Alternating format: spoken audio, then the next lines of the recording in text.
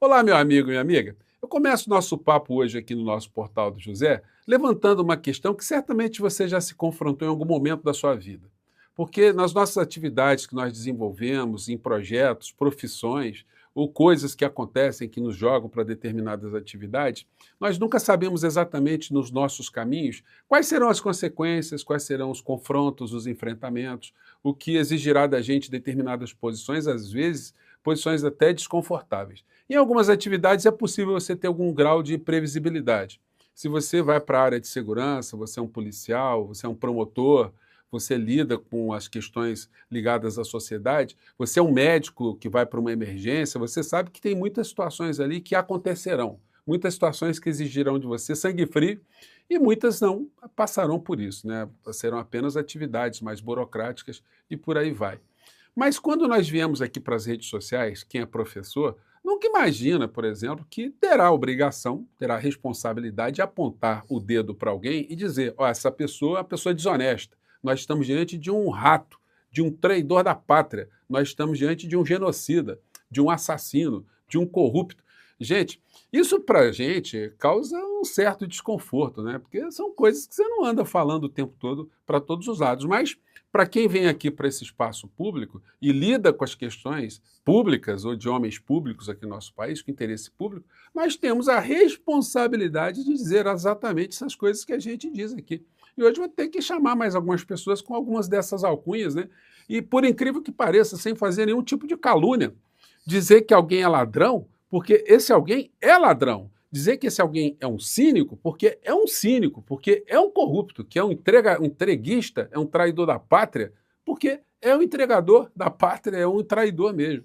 Enfim, hoje eu vou trazer para vocês, então, mais algumas situações que estão acontecendo, mas felizmente existe uma coisinha chamada justiça que de vez em quando pega um lote dessas ratazanas e encarcera muitas delas, né? É o que está acontecendo com o traidor, mor da nação, né? O senhor Jair Messias Presidiário. E vai acontecer também com algumas criaturas que estão na sua órbita, né? Eu fiz questão de fazer essa abertura um pouquinho mais longa, porque, enfim, para contextualizar aqui e até para desopilar um pouco, né, o meu espírito, porque às vezes eu fico falando assim, puxa vida, hoje eu tive que falar essas palavras aí, chamar algumas pessoas, mas, enfim, é nossa responsabilidade, né? Como diz Noam Chomsky, as responsabilidades, elas surgem exatamente do nosso conhecimento que a gente adquire em relação a algumas situações, que elas geram uma série de possibilidades, e essas possibilidades acabam também exigindo da gente responsabilidades, né? Pois bem, dentro desse contexto, quero convidar você que chegou agora ao nosso portal e ainda não é inscrito, para que, em primeiro lugar, você se inscreva aqui conosco, venha participar das nossas discussões, venha também desopilar o seu fígado, mande seu comentário aí, mande o pau mesmo, mande sarrafo mesmo nessas criaturas que eu estou apontando aqui e apontarei no nosso portal de hoje. Compartilhe os nossos vídeos, dê seu joinha, mande seu comentário e sempre leia o primeiro comentário, porque no primeiro comentário tem links muito importantes e, principalmente, o caminho que a gente começa a traçar agora para ajudar que o Congresso Nacional tenha pessoas com coragem, pessoas com determinação para apontar o dedo para esses ratos e dizerem que eles são ratazãs mesmo, que eles são ladrões, são traidores, né? Enfim, se você acha que a gente tem que fazer isso, está ali o primeiro comentário ali para você participar aqui do nosso portal, tá bom? Você que é muito bem-vindo e muito bem-vindo. E eu começo justamente com uma dessas criaturas, né, que mistura política com religião, ao braço, um pau mandado de uma pessoa que explora a fé alheia, né? O senhor Silas Malafaia, não dá para a gente dizer de outra forma. Que quando foi flagrado com a dinheirama dentro do apartamento, ele construiu uma história e muita gente já perdeu de vista o que ele andou falando, né? Mas é bom a gente recordar para mostrar como é contraditória a versão, é mentirosa, é bandida, e isso vai fazer com que ele vá para a cadeia no final da história.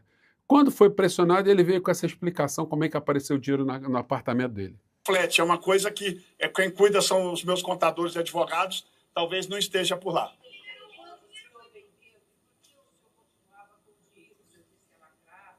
Aí perguntaram para ele sobre o dinheiro, né? Como é que esse dinheiro foi lá? Não, lógico, é porque eu recebi recentemente o dinheiro e com essa correria de trabalho e etc e tal, eu acabei não fazendo depósito, mas faria, inclusive parte dele, eu tenho pensando em fazer outros negócios e tudo, acabei não fazendo depósito, foi simplesmente o lápis. Ninguém pega um dinheiro ilícito e bota dentro de casa, gente. Ah, pega sim, seu sócio. Essa tua lógica aí, a lógica é para enganar trouxa, né? Agora, gente, precisa ser uma pessoa muito astuta, muito genial, para intuir que se ele fez uma transação envolvendo uma compra e venda de imóvel, que não faz o menor sentido, quem deu dinheiro para ele, tirou o dinheiro, tenha tirado o dinheiro do banco, a pessoa foi lá no banco e dá um trabalho, né, gente? Você tem que avisar antes, vai tirar alguma quantia para fazer uma coisa, você tem que avisar o banco, enfim, tem uma logística, tem a questão de segurança, como é que você sai com 500 mil reais de um banco assim, né? É complicado.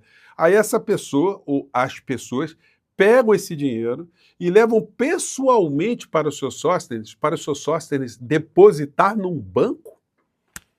Quem acredita numa história dessa, gente? Quem é que se submete a esse tipo de risco? Então, gente, a história não fecha. E mais, quem foi o comprador dessa história resolveu comprar uma casa em Ituiutaba do deputado Sóstenes Cavalcante. Por quê? Se tem negócio em Brasília, tem conta em Brasília, o que essa pessoa foi fazer? O que essa empresa? Porque está aparecendo agora um monte de laranja. E quem comprou, né, teria dado dinheiro para Sóstenes Cavalcante, fez retirada de 15 milhões de reais em dinheiro. Então, gente, olha, vai aparecer mais coisas para o seu Sóstenes aí. Está desesperadinho, está nervosinho, mas a cadeia vai ajudá-lo a ficar mais calma aí, com certeza. A Polícia Federal diz que compra de imóvel de Sóstenes não teve origem de recursos comprovada. Ele acha que ele não deve obrigação nenhuma, não tem responsabilidade, o dinheiro é lícito. Como é que ele sabe que o dinheiro é lícito? O Flávio Ladrão, segundo o Ministério Público do Estado do Rio de Janeiro, diz que o dinheiro do Vorcaro era dinheiro privado também, era dinheiro lícito, e que ele estava pegando esse dinheiro para mandar para fora do nosso país, né, para fazer um negócio lícito. Agora, o Bahrein está sendo bombardeado agora, né, no Oriente Médio. E o clã Bolsonaro não para de visitar o Bahrein, né? Por que será que eles vão lá até em período de guerra? Agora o Dudu Bananinha não, está curtindo a Copa do Mundo, por quê? Ele tem que espizinhar em cima dos trouxas bolsonaristas, né, que ficam acreditando nessa quadrilha, enquanto a quadrilha fica se divertindo. Agora, o chefe dele está engaiolado agora e tem uma história muito curiosa aqui, vou fazer uma pausa aqui com vocês, dessa história aqui, ó. Isso aqui, gente, pelo amor de Deus, o que é isso? Como é que a gente mantém a nossa calma, né? Olha só, essa manchete aqui, né, sobre a arma que foi encontrada lá com o segurança do Bolsonaro. Polícia Civil inocenta Bolsonaro por arma e PGR defende domiciliar. Sargento que estava com pistola do ex-presidente apreendida em blitz no Distrito Federal foi indiciado por porte ilegal. Então, quer dizer, o assessor lá, o cara segurança do Bolsonaro, foi indiciado por porte ilegal de armas. E a arma estava com o Bolsonaro, de posse do Bolsonaro. O Bolsonaro alegou, que foi ouvido, não, mas um delegado deixou ficar com a arma. Como é que é? O delegado achou que podia ficar com a arma? Um preso ficar com a arma? E mais agora, o delegado de polícia está dizendo que não houve infração nenhuma, o Bolsonaro ter ficado com uma arma. Bom, se a PGR entender que os delegados aí mencionados, eles estão dentro da legalidade, que não houve infração nenhuma, então o que a PGR tem que recomendar? Devolver a arma para o Bolsonaro, de preferência carregada. Ué, se não tem infração nenhuma, então... porque, gente, aí a história não vai fechar, né? Porque eles não podem dizer o seguinte, não teve crime nenhum, mas olha, agora nós resolvemos que ele vai ficar sem arma. Ah, é? Então, estava liberado antes, agora não está, por quê? Então, gente, a história é completamente absurda. Essa história deveria fazer com que o ministro Alexandre de Moraes, depois da PGR se pronunciar, revogar essa prisão domiciliar e mandar o criminoso de volta para Papudinha. É isso que está na lei. Então, vamos ver o que o Procurador-Geral da República dirá sobre essa história. Porque senão eu mesmo vou fazer uma representação dirigida ao senhor Paulo Gonet para que ele entregue a arma para Bolsonaro, municiada. Ué, se não tem problema nenhum, então não tem ilegalidade, não tem infração nenhuma, então se não houve fato anterior criminoso, então ele tem que ficar com a arma, né? Aí ele pode dar tirinho em quem ele quiser, pode fazer qualquer coisa, né? Mas aí depois vocês vão assumir a responsabilidade dessa história. Vocês estão vendo, gente, que maluquice?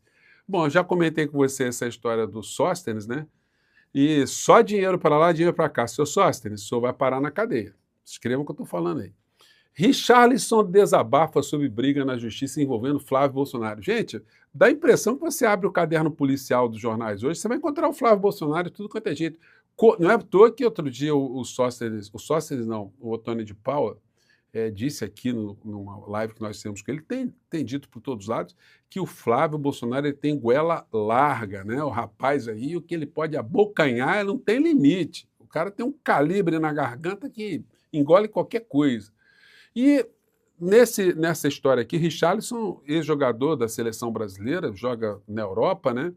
Ele teria comprado um imóvel na região de Angra dos Reis, numa ilha, e simplesmente o advogado de Flávio Bolsonaro deu um calote nele, fez um trambique, e ele está revoltado, e hoje ele soltou, largou o pau em cima disso, né? Richarlison desabafa sobre briga na justiça envolvendo Flávio Bolsonaro.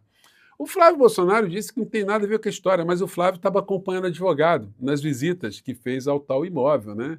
Então, Richarlison, que encontrou com o Flávio Bolsonaro, testemunha. Só que não é só testemunha, né, gente? É o advogado de Flávio Bolsonaro andando com ele numa transação imobiliária. Richarlison expõe desavença com Flávio Bolsonaro por mansão. Me tomaram. Pois bem, Richarlison, é a figura, é o comportamento de criaturas desse clã. Mas tem mais foguetes, mais meteoros que estão no ar aí, além da van filosofia. Lindbergh aciona a Polícia Federal para investigar casa de 14 milhões usada por Flávio Bolsonaro. Deputado pede apuração sobre imóvel que serve de QG da campanha do senador. Banco financiou 10 milhões e meio. Se a casa custou 14 milhões, então o cidadão aí mandou 3 milhões e meio ou 4 milhões e financiou o resto com juros de pai para filho. Aí é o seguinte, o cara amealhou uma grana, sendo uma pessoa que não tinha nada, mas de repente foi para o governo Bolsonaro e governo Tarcísio, e agora virou um Midas. Adquiriu 9 imóveis ao longo de 2019 para cá. Uma gente próspera, né? Essa gente do bolsonarismo. E aí é o seguinte, mais alcunhas que a gente fica, às vezes, constrangido de dizer, né? Mas quem foi a ratazana, ou quem é a ratazana que assessora o ladrão Flávio Bolsonaro, segundo o Ministério Público do Estado do Rio de Janeiro, para atuar contra o nosso país? Porque olha essa notícia de hoje à tarde. Flávio vê fortalecimento de Lula em ano eleitoral e pede aos Estados Unidos adiamento de tarifas contra o Brasil. Olha só, gente, o resumo dessa história aqui. O traidor da pátria, ele está pedindo ao Trump que, olha, suspenda por 180 dias as tarifas que vocês estão praticando contra o Brasil. O que fica implícito é o seguinte, se nós vencermos as eleições, aí sim a gente vai dar uma conversada. Mas se não vencermos as eleições, deixa a tarifa, tasca a tarifa em cima, né? É isso que está no texto da criatura. Ele não defende o interesse nacional, ele está preocupado com as ações do governo norte-americano que possam ajudá-lo aqui dentro, mesmo que isso prejudique o povo brasileiro. E aí ele fica com esse argumento estúpido do tipo, Trump, porque, gente, olha só, o Trump está usando as tarifas para pressionar vários países no mundo, sempre com o argumento que ele está defendendo o povo norte-americano, empresas norte-americanas. Ora, se ele está impondo tarifas ao Brasil para proteger o seu povo, o que o Flávio está pedindo para ele? Olha, prejudique seu povo aí, tá? Não aplique tarifa na gente, não, porque se você continuar aplicando tarifa, o Lula se dá bem. Então é o seguinte, para o Lula não se dar bem, faça alguma coisa, depois você pode ferrar o povo brasileiro à vontade, né? Então, gente, é uma coisa tão infame, é tão abjeta, tão absurda, a matéria aqui é longa, tá? Mas, olha, vou separar aqui só esses trechos aqui, que estão em negrito. As tarifas propostas, são Flávio na carta que mandou lá para o Trump, para a turma dele. As tarifas propostas recompensariam o atual governo brasileiro pela própria estratégia que tem adotado. Obstruir negociações sérias, provocar retaliações e, em seguida, converter essa retaliação em vitória política interna. Pior ainda, os custos recairiam sobre a economia americana. Olha só, o Flávio Bolsonaro preocupado com a economia norte-americana. E sobre os brasileiros mais comprometidos com o relacionamento construtivo com os Estados Unidos, diz outra parte da carta. Gente, é uma coisa tão abjeta. Obrigado. Isso aqui foi quando eles aplicaram a tarifa de 50%. Olha que o irmão dele, o Banana, escreveu. Obrigado, presidente Trump. Espero que as autoridades brasileiras agora tratem esses assuntos com a seriedade que merecem. O Brasil não pode e não vai se tornar outra Venezuela, Cuba ou Nicarágua. Deus abençoe os Estados Unidos, Deus abençoe o Brasil, escreveu Eduardo Bolsonaro em julho de 2025. Então, é um negócio tão abjeto. Aqui mais um trecho. No caso de uma vitória da oposição, o presidente eleito nomearia imediatamente um negociador para conduzir as negociações adiante, também de boa-fé, completa o criminoso, né? O Flávio Ladrão, segundo o Ministério Público do Rio de Janeiro. Hoje eu estou gastando estoque aqui de vocábulos, né, gente? Mas essa turma merece, né? Eles têm que ser chamados disso mesmo. Ainda estou vendo muitos desdobramentos nas redes aí sobre essa história da Michelle, que não quer mais participar da campanha de Flávio e pode desistir do Senado. Olha só, vamos colocar nossas barbas de molho, porque o Brasil está vivenciando, assim como em outras partes do mundo, situações onde tem uma parcela da sociedade que está completamente abduzida mentalmente, né? Então vamos aguardar as próximas pesquisas para ver o impacto dessa história toda aí. O presidente Lula, enquanto isso, está inaugurando coisas no Nordeste. Está lá no Juazeiro do Norte, no Ceará, esteve no Rio Grande do Norte também, inaugurando coisas lá. Muitas cenas interessantes. Essa aqui é um filminho que passou de mais um trecho importantíssimo da transposição do Rio São Francisco. E espera a chuva que nunca vem. Enquanto isso, a 360 quilômetros dali, o velho Chico corria. Só que entre ele e o povo do semiárido havia um problema: 188 metros de desnível. Foi preciso um governo que olhasse para o mapa e dissesse: então é isso aí, gente. Enquanto as ratazanas roem, a gente continua avançando, né? Eu fico por aqui, mais uma vez, um grande abraço. Veja sempre o primeiro comentário do nosso portal, tá bom? Um grande abraço, tchau.